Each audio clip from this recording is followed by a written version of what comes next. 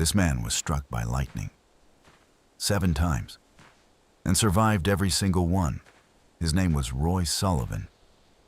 He was a park ranger in the United States, working outdoors for years in storm-prone mountains. In 1942, lightning struck him for the first time. It burned his leg and knocked off his shoe. Most people would never experience that again. But Sullivan wasn't most people. Over the next 35 years, lightning struck him again, and again, and again. One strike set his hair on fire. Another threw him from his truck. Another burned his chest and stomach.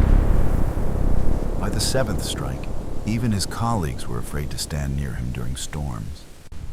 But somehow, he survived every single time. Roy Sullivan holds the world record for the most lightning strikes survived by one person 7 times, and lived to tell the story.